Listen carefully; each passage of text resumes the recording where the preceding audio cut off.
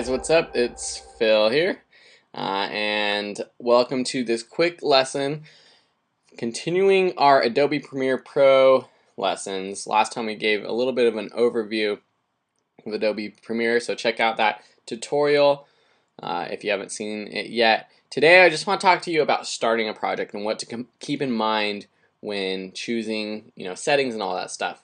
So when you open up Adobe Premiere Pro, I'm using CS 5.5, but really whatever CS you're using, it's going to be about the same. The new versions of Premiere Pro and the older ones might have different effects, or the buttons might be a little bit different, or things might be in different places, but overall it's the same process. So just go ahead and click New Project, and that's going to come up with this dialog box with some information that you need to type in. Most importantly, on the bottom is the name of your project, so you just type in project name, and then you would browse and choose where you want it to go. So just go through your Finder or your documents in Windows and just decide where you want it to save. The rest of this stuff, nowadays, it doesn't make too much of a difference. If you want your display format to be in frames or in time code or in feet, like if you're actually editing a movie shot on film, you would use one of these.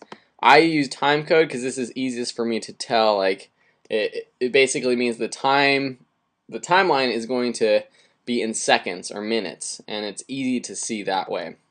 Audio display format, again, I just do audio samples. Capture, this is for if you shot on tape and you're using digital videotapes or HD digital videotapes, and so that typically you won't use nowadays with all of our digital cameras. The scratch discs, this is where it saves some of like the previews and stuff like that and renders. Don't pay attention to that right this second. That's more advanced. But for right now, you're just going to click OK. You're going to pop up with another dialog box, and this is where you want to title your sequences. So this is something that's really important actually.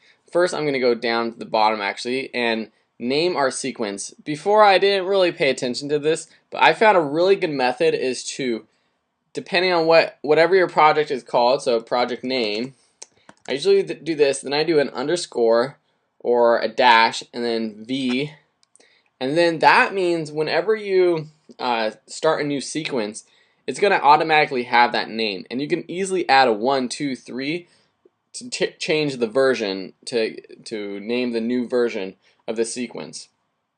Or you could do something like sequence 1 or 2 or 3. But this also helps when you are exporting at the end of creating your video. It exports as this name as well, and so it will just export project name V whatever. And so when you export, you'll have all these versions from 1 to however many you make.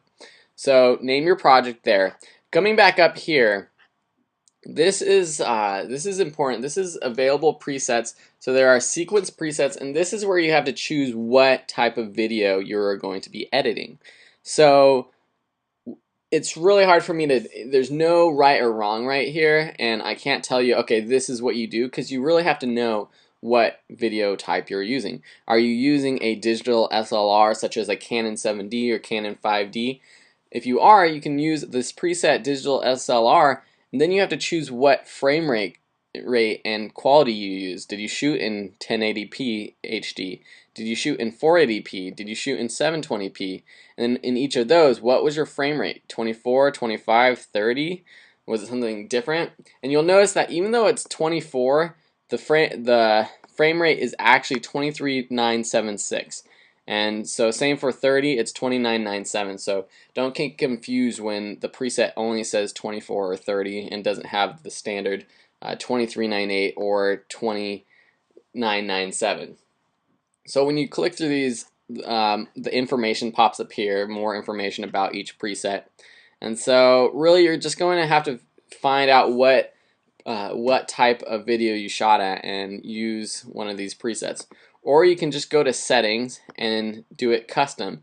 So if you shot on digital SLR, you could choose DSLR, frame size, width, etc., display format. All this stuff I would leave alone. And yeah, and then this last tab is this tracks.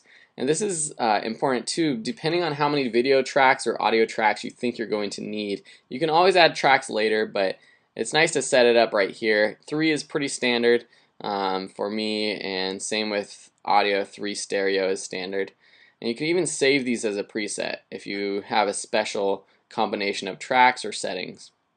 So once you set your video type and your sequence name, you'll click OK, and that will open up your new project.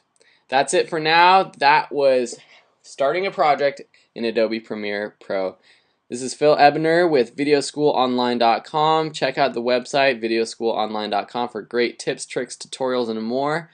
Sign up for our newsletter and you'll get 50% off all my online courses. Check it out. Thanks for watching, and I'll see you next time.